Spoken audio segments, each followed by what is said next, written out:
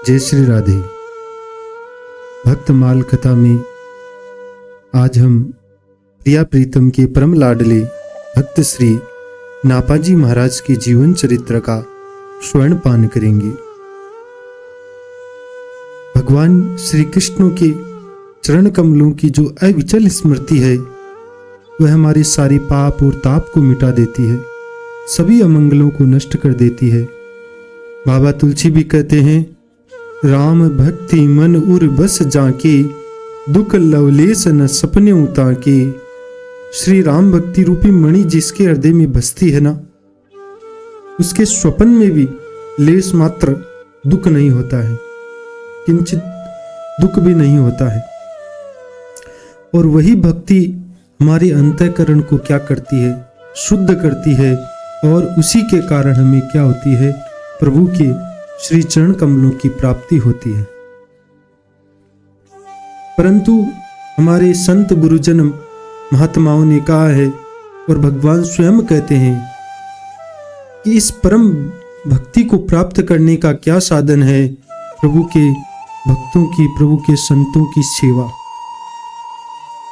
और कलयुग में ऐसे अनेक भक्त हुए हैं जिन्होंने प्रभु के भक्तों की सेवा की और प्रभु को प्राप्त किया था। इसी प्रकार श्री नापाजी महाराज का भी जीवन इसी प्रकार का रहा था।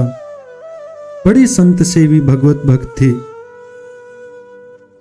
ग्रस्त जीवन में थे। इनका जन्म जो है कोसा के निकट एक ग्राम में हुआ था और सदैव ही वहां पर संतों की अनेक मंडलियां आती थी। बचपन से ही आपका मन प्रभु की श्री भक्ति में था, प्रभु के भक्तों की सेवा में था।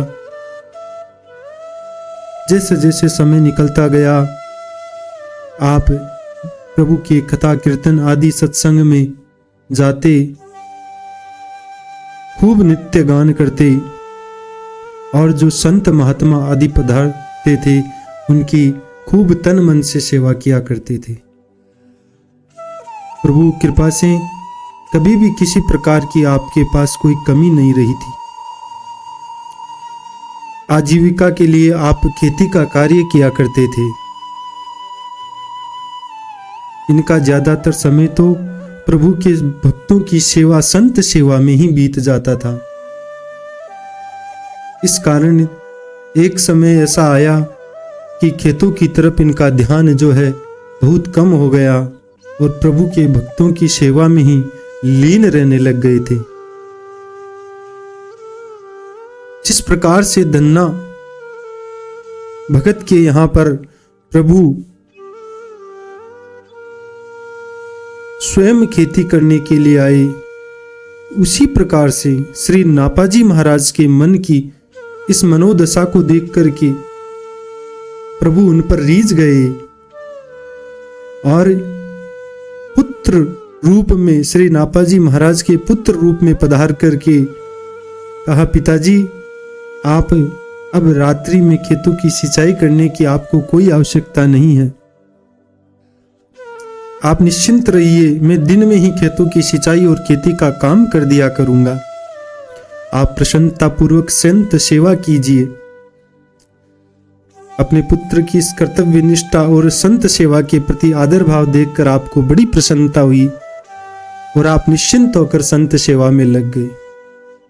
अब तो दिन क्या रात क्या, प्रभु का सत्संग और संतों की सेवा ही आपका जीवन हो गया था। एक दिन प्रभु कृपा से ही आपने देखा कि आपका पुत्र घर पर विश्राम कर रहा था।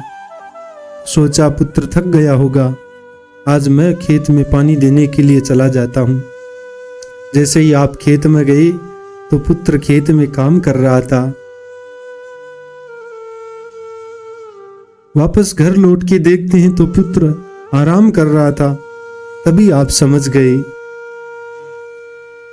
कि ये मेरे पुत्र रूप में और कोई नहीं, स्वयं मेरे प्रिया प्रीतम ही है,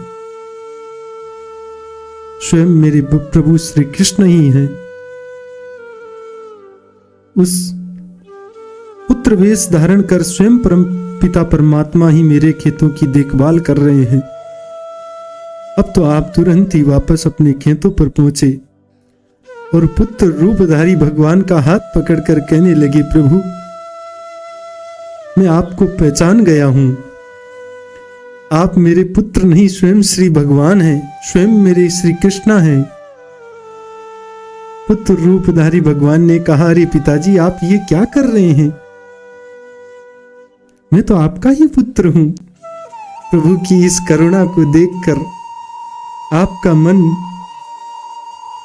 भाव से भर गया और अश्रुओं की धारा से आपने प्रभु के श्री चरणों का प्रक्षालन कर दिया और उनके श्री चरणों में गिर करके बार बार क्षमा याचना करने लग गए कि प्रभु मैंने आपको पहचानने में बहुत देर कर दी। आप यूं मेरे यहाँ घर पर मेरा काम करते रहे, आपको मैं इतना कष्ट देता रहा और मुझे पता भी नहीं चला। तब प्रभु ने कहा, हे नापाजी, आप नित्य प्रति हमारे इतने भक्तों की सेवा करते हैं, यदि हमने थोड़ी सी आपकी सहायता कर दी तो क्या हो गया है? मैं तो आपके द्वारा की गई संत सेवा का ब्याज भी नहीं चुका पाया हूं।